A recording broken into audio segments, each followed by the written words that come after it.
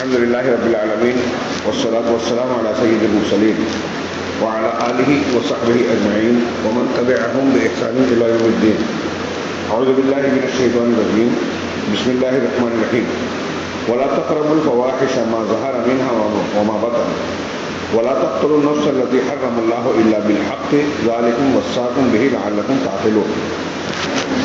محترم حاضرین، الوصایا العشر، اللہ تعالیٰ کی جانب سے 10 وصیتیں جو انسانی زندگی کے لیے بہت اہم بنیادی قسم کے احکامات تھے، اس کا درس کل کے دن سے شروع ہوا اور ابتدائی طور سے 2 حکم ہم نے کل پڑھے تھے کہ اللہ تعالیٰ نے کہا کہ اللہ کے ساتھ 3 حکم اللہ تعالیٰ نے فرمایا کہ اللہ تبارک و تعالیٰ کے ساتھ شرک نہ کرو. جن چیزوں کو منع کیا، آپ آئیے میں سنا دوں. کفار سے، لوگوں سے خطاب کیا کہ تم اپنے طور سے شریعت بناتے ہو، حلال حرام کرتے ہو. اللہ نے کیا شریعت بنائی ہے یہ سنو. پہلی چیز یہ کہ اللہ کے ساتھ شرک نہ کرو، تم کر رہے ہو.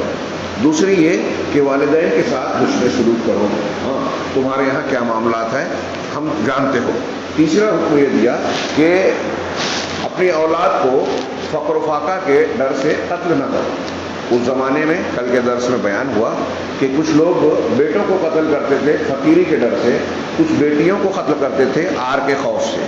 ان دونوں کو اللہ نے منع کیا اور اسے بے مروتی غیر انسانی فعل قرار دیا. اور اللہ نے بتایا کہ روزی دینے کا ذمہ اللہ کا ہے. پیدا جب وہ کرتا ہے کسی جاندار کو تو اس کے کھانے پینے کا نظم کرتا ہے. انسان کیا چرندوں پرندوں کا انتظام وہ کرتا ہے. ہاں، کل اس سلسلے میں کچھ تفصیلات بیان کی گئی. ایک اشارہ یہ بھی کروں کہ یورپ اور امریکہ کی طرف سے عالمی سطح پہ یہ پھیلایا گیا کہ لوگ اتنی آبادی بڑھ رہی ہے، اگر ایسے ہی بڑھتی رہی تو سن اتنے تک اتنی آبادی ہو جائے گی، کھانا اتنا پیدا ہوتا ہے، اتنا اگر پیدا ہو گیا، اتنے لوگ ہو گئے، اتنی ضرورت ہوگی، کھانا کم پڑ جائے گا، کاشت کی زمین، کھیتی کی زمین کم پڑ جائے گی، لوگ بھوکے مریں گے.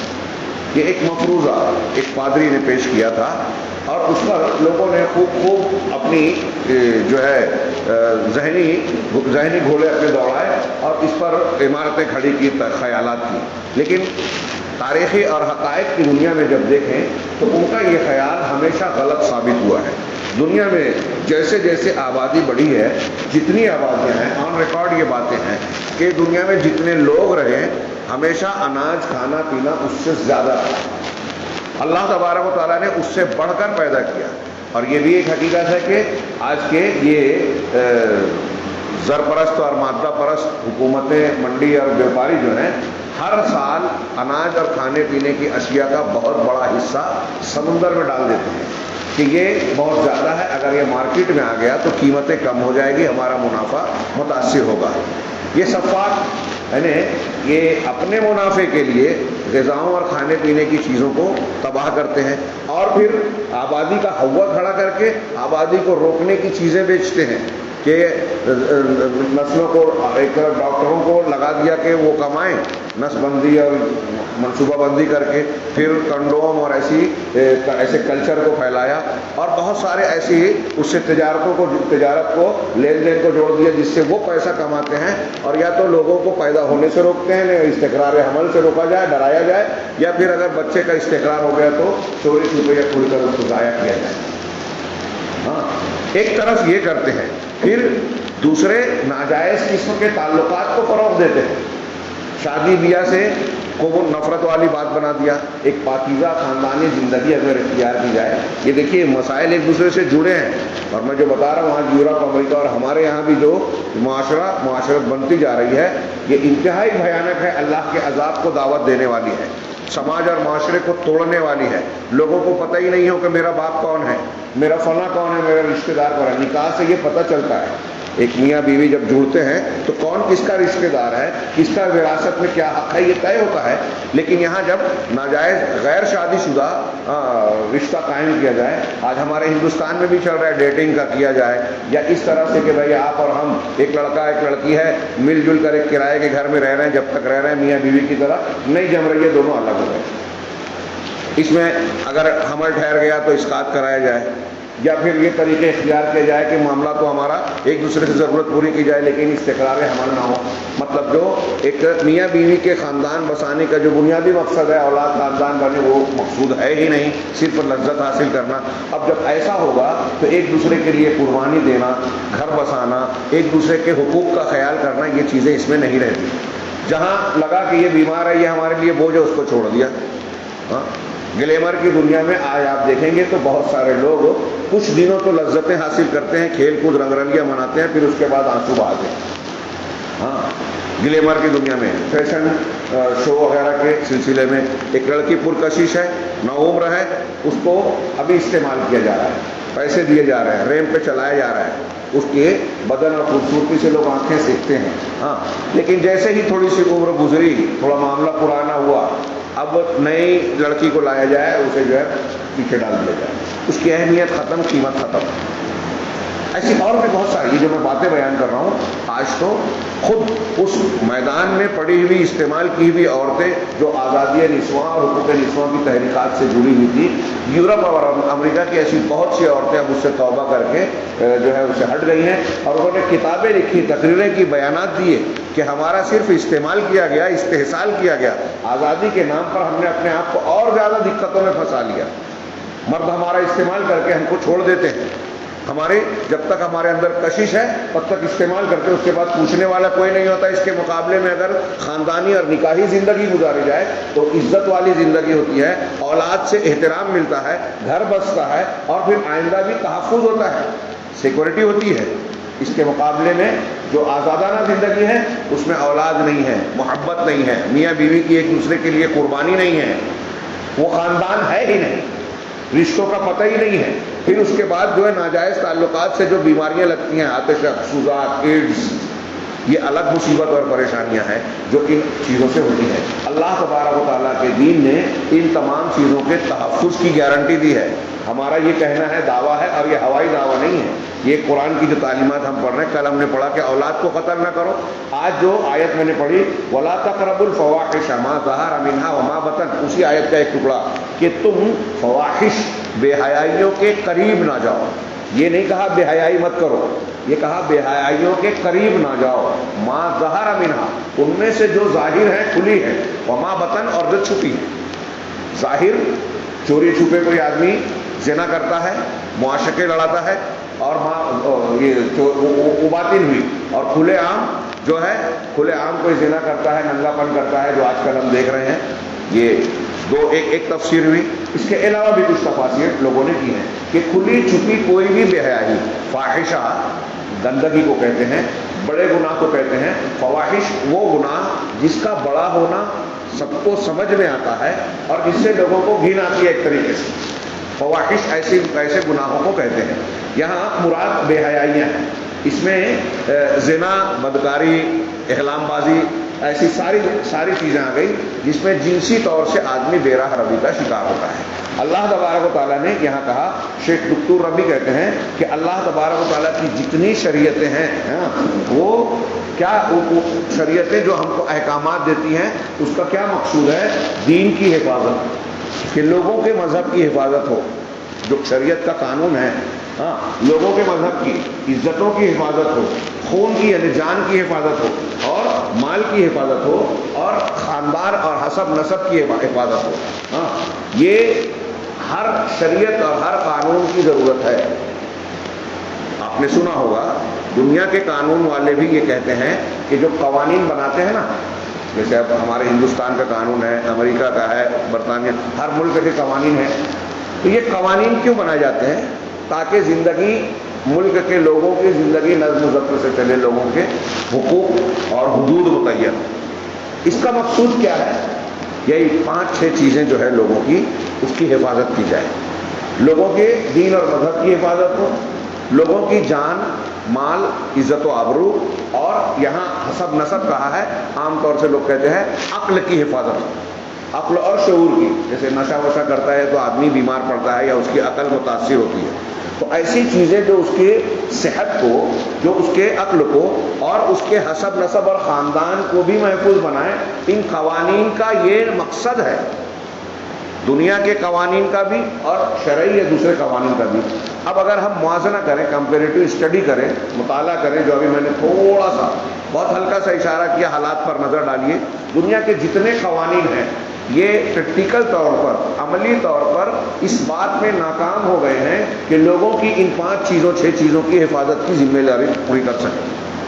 آپ دیکھیے امریکہ، یورپ، برطانیہ، اسرائیل اور دنیا کے دوسرے ملک جو ہے ہمارا ہندوستان، لوگوں کی جان محفوظ نہیں ہے، عزتیں محفوظ نہیں ہیں. ہاں، جو جتنا طاقتور ہے وہ اتنا زیادہ ظلم کر سکتا ہے، جس کی لاٹھی اس کی بھینس. ہاں، ایک مسلمان رپورٹنگ کرنے جاتا ہے، صدیق کپن جو ہے دلی میں، وہ آج تک جیل میں ہے، اس کا کیس بھی نہیں اوپر آ رہا ہے. اور ایک طبقہ ایسا ہے جو بم دھماکہ کرتا ہے، اس کے خلاف لوگ بتاتے ہیں کہ بہت مضبوط ثبوت تھے. ہاں، ثبوت پیش کرنے والا ہیمنت کرکرے بھی قتل کر دیا گیا، اس کو بھی الجھا دیا گیا. اور جو لوگ اس میں ملوث تھے بم دھماکے میں، وہ ضمانت پر رہا ہو گیا. آج اس میں سے کوئی ممبر پارلیمنٹ ہے، کوئی کچھ ہے. تو طبقات دیکھ کے قانون جو ہے وہ اپنا کام کرتا ہے. ہاں، حکومت کے خلاف کسی نے بیان دیا تو یہاں کے کچھ محکمات پہنچ جا رہے ہیں اس کے گھر. ہاں، اور کچھ جو ہے جو بڑے بڑے کھلے بیان دیتے ہیں. ابھی میں نے بتایا مسلمانوں پر الزام ڈالا جا رہا ہے کہ الیکشن قریب آ رہا ہے، ہندو مسلم ماحول گرمایا جا رہا ہے. ہاں، اب مسلمانوں پر الزام لگاتا ہے کہ لو جہاد کر رہا ہے. جھوٹی بات. اس کے بالمقابل لوگ ترغیب دے رہے ہیں. ہاں، کہ اگر کوئی مسلم لڑکی ہندو سے شادی کرے گی تو اتنے پیسے دیے جائیں گے، اس کے یہ فائدے ہیں، مسلم عورت کو یہ فائدہ ہوگا. ہاں، یہ بالکل دھوکے کی ڈٹی ہے، شیاطین الانس والجن کی دھوکے کی طرح. کوئی لڑکی اگر جا رہی ہے، یہ بے وقوفی کر رہی ہے، تو اسے پچھتانا ہی پچھتانا ہے. آخرت کا جو عذاب اور وہ دعوت دے رہی ہے، اگر اس پہ مر گئی تو کیا حال ہوگا وہ تو واضح ہے. کفر اور شرک جو کہ اگر کوئی مرتا ہے تو جہنم طے ہے ہمیشہ ہمیشہ کے لیے. دنیا میں بھی وہ سکون چین سے نہیں رہیں گی. یہ جو خواب دکھا رہے ہیں کہ وہ ہم کو کیا فائدہ ہوگا، ارے ہندو عورتوں کو پہلے فائدہ پہنچا دیا جائے. آپ کے ملک میں ایک لڑکی سے ایک لڑکا شادی کرتا ہے، 4 بھائی اس کو استعمال کرتے ہیں. اس ملک کے اندر ہے، لڑکیاں بیچی جا رہی ہیں، ہندو لڑکیاں. ان کے ساتھ یہ میراؤں کے ساتھ کیا کیا ہوتا ہے خبروں میں پڑے، سر شرم سے جھک جائے. ایسے معاملات آپ کے یہاں ہو رہے ہیں اور آپ مسلم لڑکیوں سے ہمدردی جھوٹی بتا رہے ہو، دھوکہ دے رہے ہو. ہاں، صرف مسلمانوں کی دشمنی میں. اور ہماری مسلم لڑکیاں یہ آج دین اور تربیت سے دور ہیں، یہ دروس سے دور ہیں. جس کو ہم غیر اہم سمجھتے ہیں نا، قرآن پڑھنا، درس میں جانا، جمعہ کا خطبہ، مسجدوں سے راستہ بند کیا گیا، اسی کا نتیجہ ہے یہ ہماری عورتیں دین سے دور ہو گئی. ورنہ اگر یہ عقیدہ اور دین اگر یہ جانتی یا کوئی مرد جانتا ہے تو ان کا واقعہ ہم پڑھتے ہیں کہ گردن کٹ جائے، جان چلی جائے، لیکن دین نہیں چھوڑتی تھی. حضرت سمیہ رضی اللہ تعالیٰ عنہ پر کتنا شدید ظلم کیا. حضرت ام سلیم کو میں نے کئی دفعہ بھی واقعہ بیان کیا کہ ابو طلحہ نے رشتہ دیا تو کہا کہ تمہارا رشتہ ایسا ہے، تم ایسے خاندان کے اور ایسے مرد ہو کہ رشتہ لوٹایا نہیں جا سکتا. لیکن ابو طلحہ تم غیر مسلم آدمی ہو، کافر ہو، اور میں مسلمان ہوں، مومنہ ہوں، میں تم سے کیسے شادی کر سکتی. پھر ان کو سمجھایا کہ تم جس بت کی پوجا کرتے ہو کیوں کرتے ہو، وہ نفع نقصان نہیں مالک نہیں ہے، مستری بڑا ہی بناتا ہے، اگر چاہے تو تم اس کو جلا دو، وہی تراش خراش کے بنا رہا ہے، کوئی توڑے تو ٹوٹ جائے، تمہاری کیسے سنے گا، تمہاری کیسے، تم کو کیسے نقصان اور فائدہ پہنچائے گا. ابو طلحہ کہتے ہیں ام سلیم کی بات دل میں اتر گئی، گھر جانے لگے، سوچنے لگے کہ واقعی ان کی بات تو سچی ہے. پھر کچھ دن یا دوسرے دن آئے اور کہا کہ میں اسلام قبول کرتا ہوں. تب شادی ہوئی. انہیں چاہتے انس رضی اللہ عنہ پیدا ہوئے، انہیں کے کئی واقعات ہیں، آپ سنتے ہیں. ہاں، تو شادی ہوئی اور ان کا مسلمان ہونا ہی مہر بن گیا. یہ ہماری خاتون جب دین جانتی ہیں تو یہ جانتی ہیں کہ کسی کافر کے نکاح میں رہنا ہماری دنیا آخرت دونوں تباہ کرتا ہے. یہ سبز باغ جو دکھائے جا رہے ہیں کہ آپ کو فائدہ ہوگا، یہ جھوٹ ہے، جھوٹ کی ٹٹی ہے. نہ آپ گھر کی رہیں گی نہ گھاٹ کی رہیں گی. یہ ہمیں سمجھانا بتانا ہے. اور اس چیز کو سمجھانے بتانے سے پہلے یہ ضروری ہے کہ ہم اپنے گھروں میں بار بار بولتا ہوں، توحید اور آخرت اس کی تعلیم کو مضبوط بنائیں. جنت و جہنم جس کو سن کے ہم کان سے اڑا دیتے ہیں، یہ ہمارے موقف کو اور زندگی میں ہمارے چال چلن کو طے کرتا ہے کہ ہم کس طرف جائیں، کس طرف جانے سے رکیں، بچیں، ڈریں.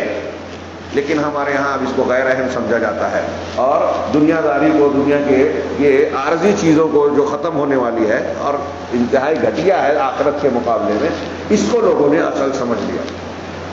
یہ جو ہمارے احکامات قرآن نے دیے ہیں، ہمارے دنیا کے مسائل کو حل کرنے کے لیے. اور شیخ نے جو کہا کہ دنیا میں دین اللہ تعالیٰ کا جو قانون اور شریعت ہے وہ انسانوں کی ان چیزوں کو تحفظ فراہم کرتا ہے. جان، مال، عزت و آبرو، حسب نسب، عقل اور دین و مذہب، یہ ساری چیزیں محفوظ ہوتی ہیں. اور یہ ہر قانون کی ضرورت ہے کہ اس کی حفاظت کی جائے، یعنی دین کی، جان کی، عقل کی، عزت کی اور مال کی. چنانچہ اللہ رب العالمین نے ان آیتوں میں آپ غور کی تو ان چاروں چیزوں کو تحفظ فراہم، پانچوں چیزوں کو تحفظ فراہم کیا ہے. پہلے اور یہاں فرمایا وَلَا تَقْرَبُوا الْفَوَاحِشَ، فواحش کے قریب نہ جاؤ. فواحش کیا ہے؟ زنا، بدکاری، ناجائز جنسی تعلقات. تو اللہ کہہ رہا ہے کہ عزتوں کو پامال کرنا، لوگوں کی عزتوں پر ہاتھ مت ڈالو. ہاں، کسی کے ساتھ آپ اگر زنا کر رہے ہو کسی لڑکی کے ساتھ تو وہ بھی کسی کی بیٹی ہے، کسی کی بہن ہے، وہ خود اپنی ایک عزت رکھتی ہے. تو آپ جب ناجائز تعلق کر رہے ہو تو کسی کی عزت کو پامال کر رہے ہو. ہاں، اللہ کی پناہ، یہ عزتوں کا پامال کرنا یہ نسب کو جو ہے بگاڑتا ہے اور اخلاق کو پست کرتا ہے. غور کیجیے، زنا اگر کوئی کر رہا ہے، کسی سماج میں زنا عام ہو گیا تو سب سے ایک کیا معاملہ بگڑتا ہے؟ ایک تو عزت بھی محفوظ نہیں رہی، دوسرا یہ کہ زنا کی وجہ سے ناجائز تعلق سے جو بچے پیدا ہو رہے ہیں اس کا حسب نسب نہیں پتا، باپ کون ہے، چچا کون ہے، ہاں، اور فلاں کون ہے. ماں نے اگر پالا تو پتہ چلتا ہے کہ یہ ماں ہے، ماں نے جو ہے اس کی خالہ نانی پتہ چل جائے گی. لیکن اگر ماں نے بھی کچرے کے کوڑا کرکٹ کے ڈھیر میں پھینک دیا ہے بچے کو تو وہ بھی معلوم نہیں. کل اس کا تذکرہ تھوڑا سا ہوا کہ بعض جگہوں پر یہاں تک چلے جاتے ہیں کچھ مائیں سماج کے ڈر سے، خوف سے، عزت بچانے کے لیے زنا کرتے ہوئے عزت کا خیال نہیں آیا، لیکن بچے کو پالنے کے لیے آتا ہے اور اس کو جو ہے کوڑا کرکٹ میں پھینکائی، کسی اور کے حوالے کر دیا چپکے سے.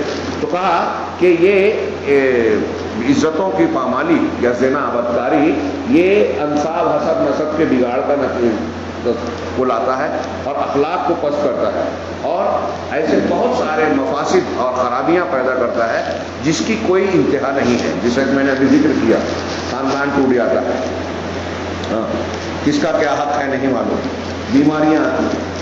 ابھی جو رپورٹیں آپ پڑھیں گے کہ دنیا میں کتنے لوگ ایڈز کے مریض ہیں، آتشک سوزاک کے مریض ہیں، اور جنسی ناجائز تعلق سے جو بیماریاں ہوتی ہیں اس کے کتنے، تو آپ حیرت زدہ رہ جائیں. کروڑوں میں جائے گی تعداد، کروڑوں میں. ہوائی بات نہیں کر رہا ہوں. 1997 کے ڈنمارک کانفرنس کی رپورٹ ہے کہ دنیا میں 7.5 کروڑ، بر اعظم امریکہ میں تھے. افریقہ اور امریکہ کے الگ الگ تھے، ایک جگہ 1.5 کروڑ، ایک جگہ 7.5 کروڑ. اور صرف برطانیہ کے ملک میں تھا کہ 16 لاکھ یا اس سے کچھ زیادہ عورتیں سالانہ مرتی ہیں سوزاک اور آتشک کی بیماری سے. یہی زنا بدکاری کی وجہ سے یہ بیماریاں ہوتی ہیں.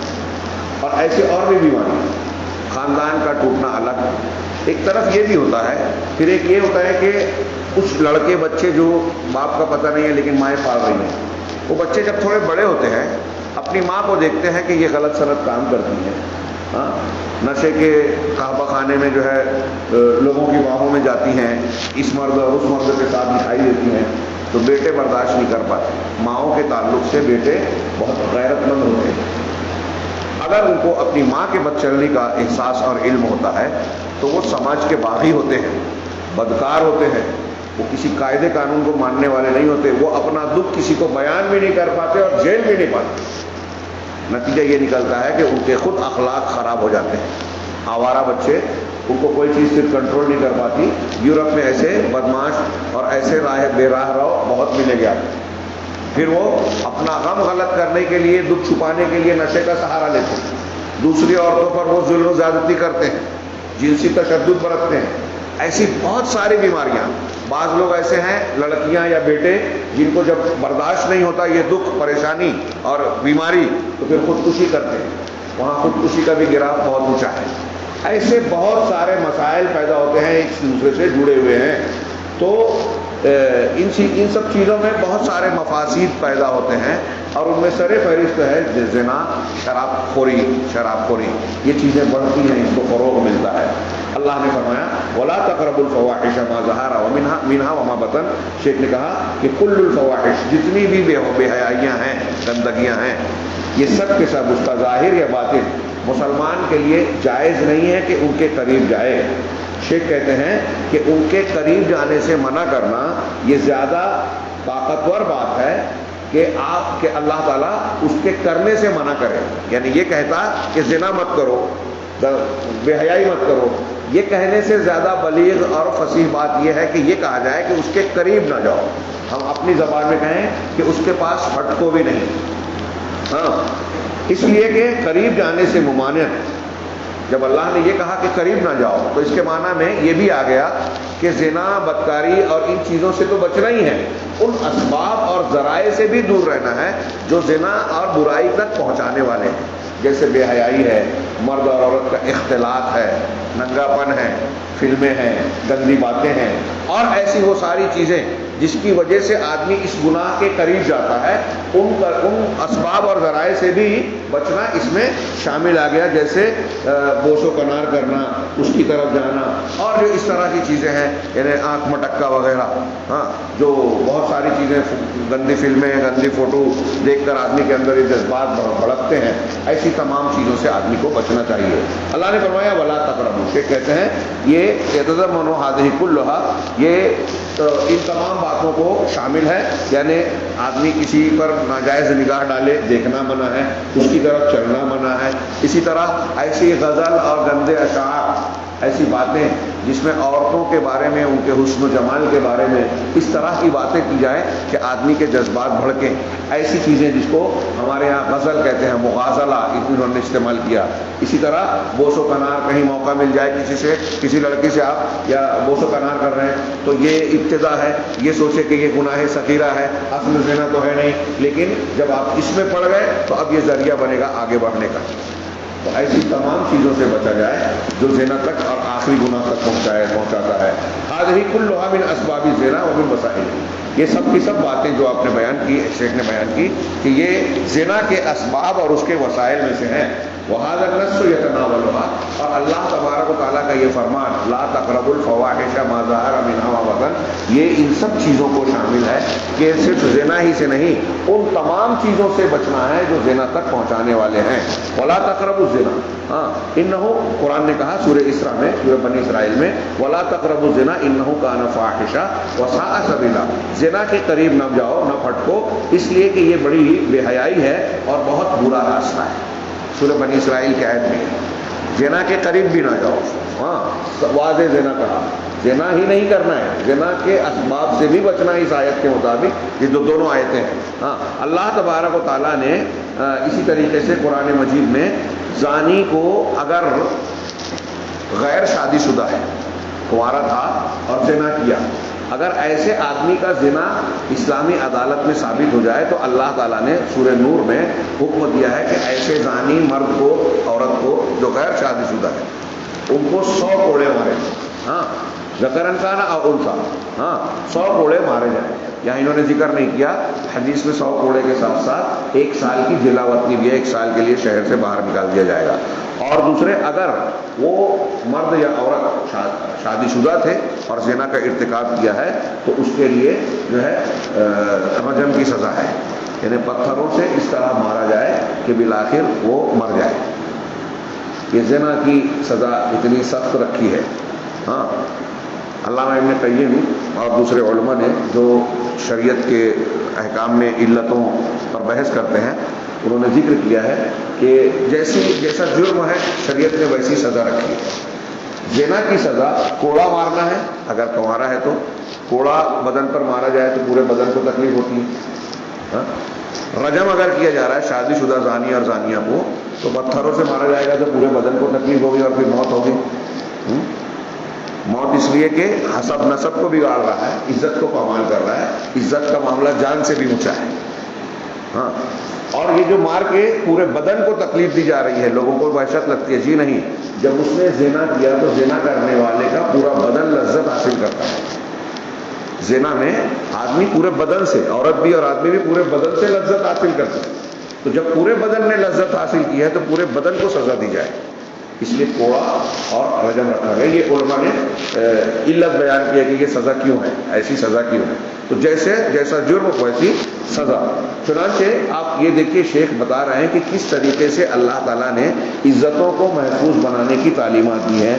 اسی طریقے سے حدیث میں حکم ہے، میں نے جو ذکر کیا تھا کہ ان کو کوڑا مارنے کے ساتھ ساتھ کنوارے عورت کا، کنوارے آدمی یا لڑکی کو، لڑکے یا لڑکی کو ان کو جلا وطن بھی کیا جائے، ہاں 100 کوڑے اور زمین سے یعنی شہر سے نکالا جائے اس کو، جس زمین اور شہر میں اس نے فساد پھیلایا ہے، گناہ کا کام کیا ہے، وہاں سے نکل جائے۔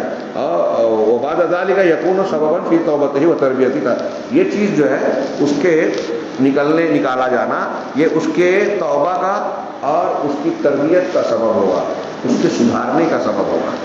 اگر وہ کنوارا تھا 100 کوڑے مار کے شہر سے نکالا جائے تاکہ یہ چیز اس کی تربیت اور توبہ کا ذریعہ بن جائے، اور شہر والوں کو بھی عبرت ملے، لوگوں کو بھی عبرت ملے گی، تو اس گناہ سے دور رہیں گے کہ اگر ہم نے بھی کیا اور پکڑے گئے تو ایسا معاملہ ہوگا۔ اور حدیث نے سیب کے لیے یعنی جو شادی شدہ ہے اس کے لیے یہ مشروع کیا ہے کہ اس کو کوڑا مارا جائے، پہلے 100 کوڑا پھر رجم کیا جائے، والسیب بالسیب جلد مئۃ والرجم، ہاں، اور سیب کے بدلے میں یعنی شادی شدہ ہے اگر تو 100 کوڑے اور رجم کرنا۔ اور اللہ تبارک و تعالیٰ غفور الرحیم ہے، ہاں، اس نے جو حدود کو قائم کرنے کا حکم دیا ہے، ہاں، غفور الرحیم ہوتے ہوئے یہ حکم دیا ہے کہ ایسے گنہگاروں کے لیے حد قائم کی جائے اور اس سلسلے میں کوئی شفقت اور نرمی مجرمین کے ساتھ نہ برتی جائے۔ اللہ غفور الرحیم ہے، رحمان الرحیم ہے، ہم جانتے ہیں، ہاں، لیکن کہا ہے کہ یہ کرو، اس میں بھی اس کی رحمت ہے۔ ایک گنہگار کو سزا دینے سے پورے سماج کی جان مال عزت بچتی ہے، چور کا ہاتھ کاٹنے سے سارے لوگوں کا مال محفوظ ہوتا ہے۔ ہاں، ہمارے ایک دوست سے بتا رہے تھے کہ بمبئی میں سکتا تھا کہ یار یہ تو بہت سخت ہے، سمجھ میں نہیں آتی بات، کہ چوری کیا، میں نے شاید اس سے پہلے ایک درس میں چور کی سزا قتل کیا کہہ دیا تھا، ہاں، قتل کی سزا، ہاں ہاں، تو وہ فاطمہ بنت قیس والا کہ اگر فاطمہ بنت قیس بھی قتل کرتی تو میں ہاتھ کاٹ دیتا، تو کچھ غلطی ہو گئی تھی، وہ چوری کی بات ہے، چوری کی سزا ہاتھ کاٹنا ہے، زبان پر سے غلط نکل گیا تھا، ہمارے حاضرین میں سے کچھ لوگوں نے ٹوکا۔ تو میں بتا رہا تھا کہ ایک صاحب نے، وہ ہمارے گزر گئے دوست تھے، بتائے کہ ایک صاحب اعتراض کر رہے تھے کہ ہاتھ کاٹنا بہت سخت سزا ہے چوری کی، ہاں، تو انہوں نے کافی بحث کی، مانے نہیں۔ اللہ کا کرنا یہ ہوا کہ دوسرے ہی مہینے وہ اپنے سیلری، مہینے کی پوری تنخواہ جیب میں رکھ کے جا رہے تھے اور ٹرین میں کسی نے جیب کاٹ دی۔ دوسرے دن بہت غصے میں آئے، کہنے لگے کہ میری پوری تنخواہ مار دی کسی نے، خوب برا بھلا، چور کو برا بھلا کہہ رہے ہیں۔ یہ کہا کہ میں کچھ دیر سنتا رہا اور پھر ان سے سوال آہستہ سے کیا کہ یہ بتائیے کہ اگر وہ چور آپ کے ہاتھ لگ جائے تو آپ کیا کریں گے؟ بولے گردن مار دوں گا۔ انہوں نے کہا کہ وہ چور مل جائے تو گردن مار دوں گا۔ تو ہمارے دوست نے کہا کہ پچھلے مہینے تو آپ کہہ رہے تھے کہ ہاتھ کاٹنا سختی کی بات ہے، ہاتھ کاٹنا آپ غلط بول رہے تھے، اور آج آپ کی تنخواہ سیلری چلی گئی تو بولتے گردن مار دوں گا۔ تو آپ کی بات زیادہ سخت ہے یا شریعت کی؟ جس کا جاتا ہے، ہاں، جس کی جمع پونجی جس نے کسی پلان کے تحت جمع کیا ہے اور اس کی پوری پونجی کوئی چور چوری کر لیتا ہے، پوری تنخواہ جو مہینے بھر کا گھر کا خرچ ہے کوئی مار لیتا ہے، اس پہ کیا بیتتی ہے؟ اس کو تحفظ دیتی ہے یہ سزا۔ اب چلیے آپ اس کو غلط سزا یا سخت سزا کہہ رہے ہو، دنیا کے لوگوں نے جو قوانین نافذ کر رکھے ہیں چور کے لیے، کیا ان کے قوانین کی وجہ سے کسی نے چوری کرنا یا بد ہوا؟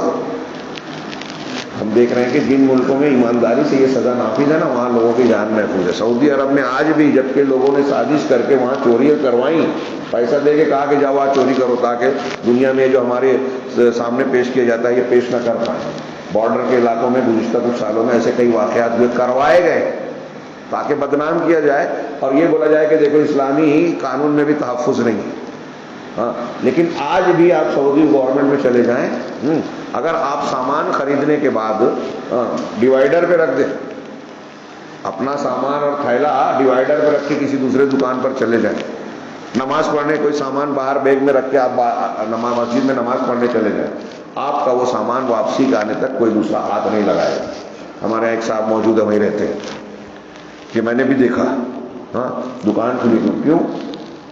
یہ نظم ہے، وہاں یہ تربیت دی گئی ہے. اگر آپ کا سامان نہیں ہے اور آپ نے آ کے اٹھایا تو کیمرے سے دیکھ کے پولیس والے آئے کہیں گے آپ نے کیوں اٹھایا، کیا یہ آپ کا ہے؟ آپ نے اگر اطمینان بخش جواب نہیں دیا تو آپ قانون کی زد میں آ سکتے ہیں. تو آج بھی وہاں اسلامی قانون کی برکت اور نتیجہ یہ ہے کہ اس طریقے سے لوگوں کو تحفظ حاصل ہے، امن چین سکون حاصل ہے.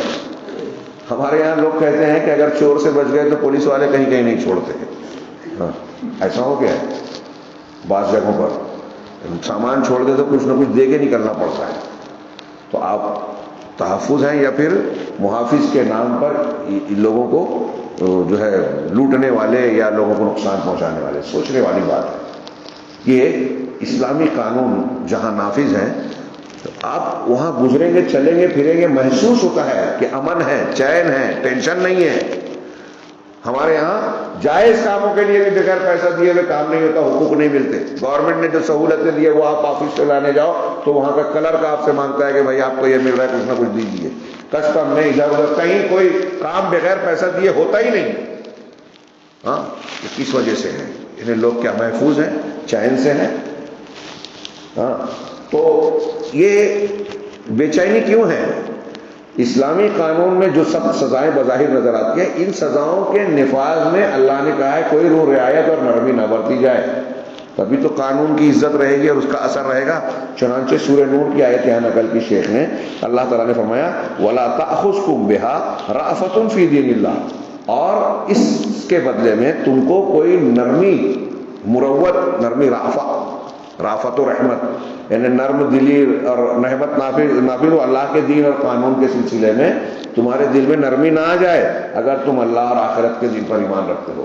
یعنی اللہ تعالیٰ کے قانون کے مطابق اگر آپ رجم کی، کوڑے کی سزا دے رہے ہو تو اس سزا کو دیتے ہوئے تمہارا دل میں ترس نہیں آنا چاہیے کہ ارے نہیں جانے دو، چھوڑ دو.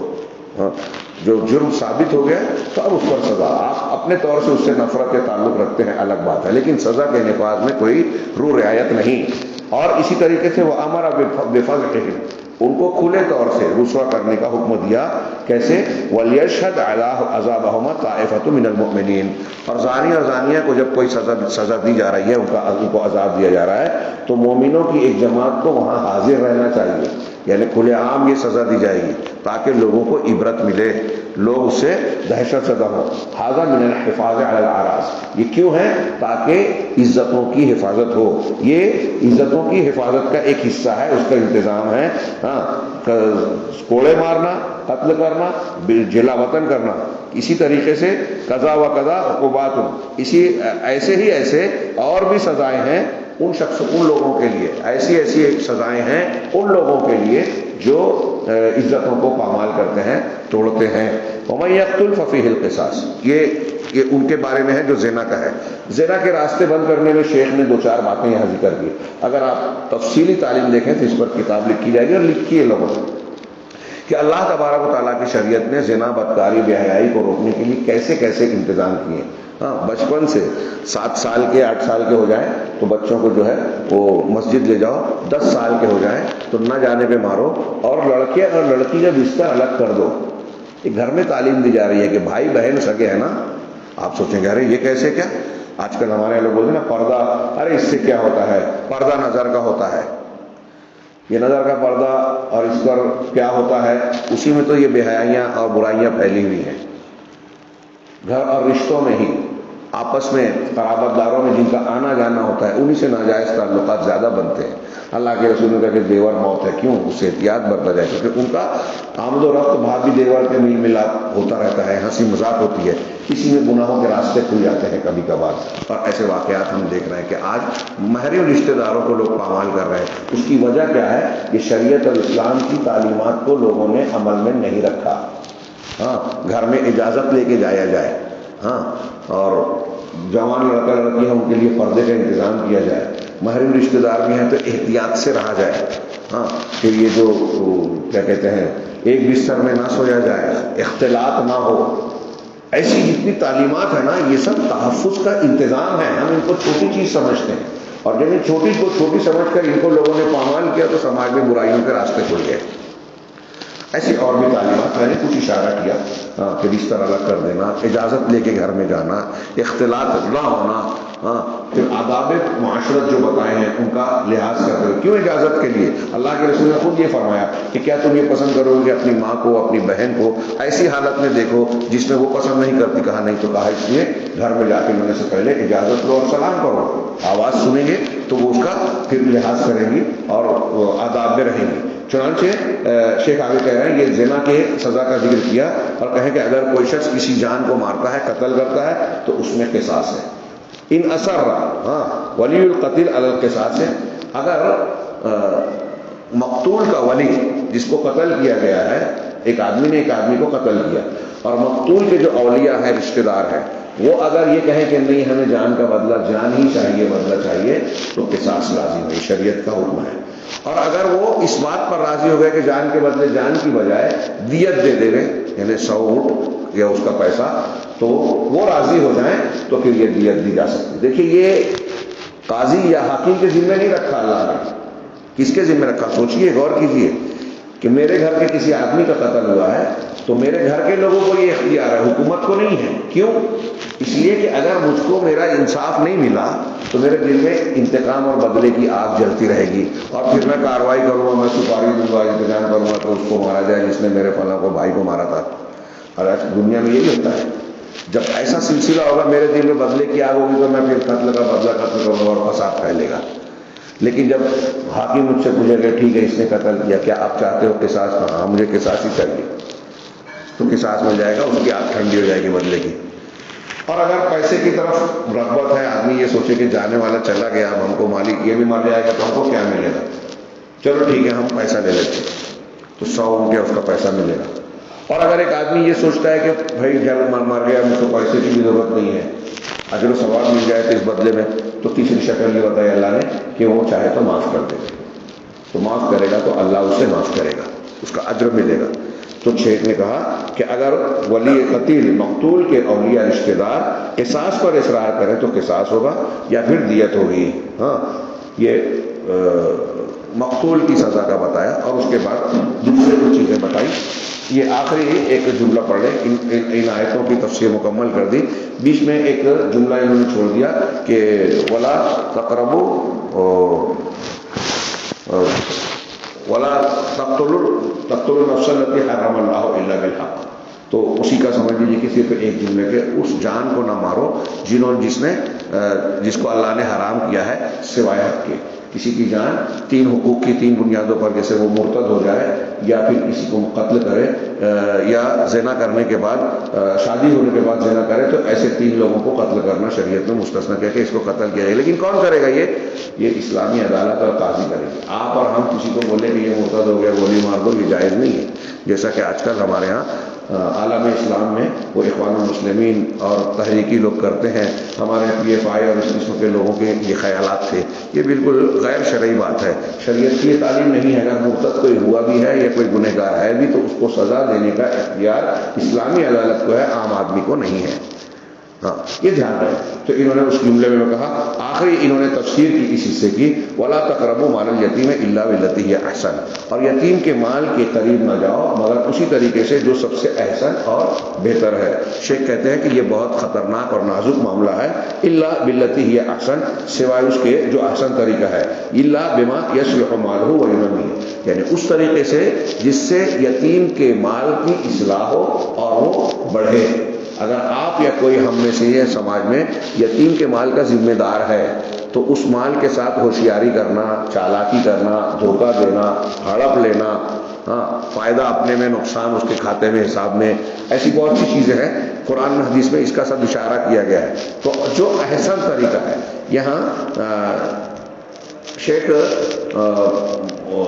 اضواء البیان کے تتیمہ میں نے پڑھا، بڑا اچھی ایک شکل دی ہے یتیم کے مال میں، کہ اگر آپ یتیم کے مال کی ذمہ داری نبھا رہے ہو تو اللہ تعالیٰ نے جو بہتر ہے، جیسے یہاں کہا، آگے اور بھی شکلیں نقل کی، تو کہا کہ آپ پھر بالفرض آپ ایسا ہے کہ آپ کمزور ہیں، آپ خود محتاج آدمی ہیں، غریب آدمی ہیں، اب اس کے مال کی نگرانی کر رہے ہیں، اس کے کاروبار کی دیکھ بھال کر رہے ہیں، تو اب آپ کو خود ضرورت ہے کہ آپ خرچ کریں، تو آپ جو نگرانی کر رہے ہیں اس کا آپ بدلہ لے سکتے ہو، اس کی کاروبار لے سکتے ہو، یعنی معاوضہ لے سکتے ہو۔ تو شیخ نے دو شکلیں لکھی کہ اب کتنا پگار لے گے آپ اس سے۔ یتیم کا سمجھ لیجیے کہ ایک آدمی مالے گاؤں میں یتیم ہو گیا، اس کے ابا کا کارخانہ تھا وہ اس کو مل گیا، لیکن وہ چلا نہیں سکتا، اب آپ چلا رہے ہیں، کوئی بڑا آدمی چلا رہا ہے، تو اب دیکھ ریکھ کر رہا ہے، سارے کام نپٹاتا ہے، کاروبار چلا رہا ہے، مال بیچتا ہے، تو اس کی اپنی جو ضرورت ہے اس کا وہ معاوضہ یا مزدوری کے طور پر بدلہ لے سکتا ہے۔ کتنا لے گا؟ تو دو باتیں لکھی کہ ایک تو یہ فرض کرو کہ اس کی ضرورت، یعنی جو آدمی کر رہا ہے فرض کیجئے کہ اس کی ضرورت 15,000 ہے، اس کی ضرورت 15,000 ہے، اور سماج اور معاشرے میں جو کام وہ کر رہا ہے اس کی تنخواہ ہوتی ہے 20,000۔ جس جگہ وہ رہتا ہے اس کے کاموں کو دیکھتے ہوئے کسی سے پوچھیں کہ اس کا کتنا پگار ہونا چاہیے تو لوگ کہیں گے کہ 20,000، لیکن اس کی ضرورت 15,000 ہے، 15,000 میں اس کا کام ہو جاتا ہے، تو احسن طریقہ، احتیاط والا طریقہ یہ ہے کہ وہ 15 لے لے۔ اگر اس کے الٹ ہو کہ تنخواہ اس کی بنتی ہے 15,000 اور ضرورت 20,000 ہے، تب یہ دیکھیں کہ چونکہ معمول 15,000 کا ہے اس لیے میں 15 ہی لوں گا، باقی 5 کا انتظام کسی دوسرے طریقے سے کروں۔ یہ معروف اور احتیاط والا طریقہ ہے۔ یہ ایک میں اس کو بتا رہا ہوں، احسن البیان ہوتا ہے۔ تو کہا یہاں کیا بتایا کہ شیخ کہہ رہے ہیں کہ یتیم کے مال کی اصلاح کرے، اس کو اس طرح سے کہ وہ بڑھے۔ اذا كان عملك في هذا المال يؤدي الى الخسارہ لا تعمل لا يجوز لك، جب تمہارا کام ایسا ہو کہ یتیم کے مال میں خسارہ ہو جائے گا تو پھر تم ایسا کام مت کرو، تمہارے لیے جائز نہیں ہے کہ تم اس کی نگرانی کرو، اس کے حوالے کرو جو بڑھا سکتا ہے۔ وَإِذَا كَانَ لَا خَسَارَ وَلَا رِبْحَ، اور جب نہ خسارہ ہے نہ منافع ہے تو اترک، چھوڑ دو۔ اختر طریقہ ناجحہ، ہاں کامیاب اور صحیح راستہ اختیار کرو، یعنی جس میں بہتر طریقہ ہے، اس مال کی حفاظت جس میں ہوتی ہے اور اس کی تجارت میں بڑھوتری ہوتی ہے، ایسا طریقہ اختیار۔ تم خود نہیں کر پاتے تو کسی دوسرے کے حوالے کرو، ہاں اس کی نگرانی کرو، دیکھ بھال کرو۔ اور اگر اللہ نے، یہ تو میں جو مثال دیا تھا، اگر فقیر یا ضرورت مندی کے حالت میں اگر اللہ نے آپ کو نوازا ہے تو پھر آپ کو ضرورت ہی نہیں ہے یتیم کے مال کو استعمال کرنے کی۔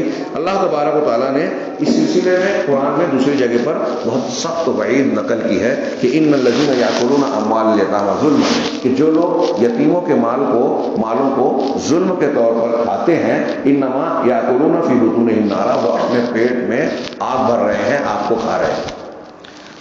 بطور خاص یتیم، کل کے نیا پورے کے درس میں ارائیت الذی یکذب بالدین فذلک الذی یدعو الیتیم کے تحت تھوڑا سا تذکرہ ہوا، تو یتیموں کا ذکر بطور خاص کیا گیا، اس لیے کہ سماج میں سب سے کمزور لوگ یہ ہوتے ہیں۔ ایک بچہ ہے یتیم، اس بچے کو کہتے ہیں جو بالغ نہ ہوا ہو اور باپ کا سایہ سر سے اڑ گیا ہو، ایسے بچے کو جو ہے یتیم کہا جاتا ہے۔ بالغ ہو گیا تو پھر وہ یتیمی نہیں رہی۔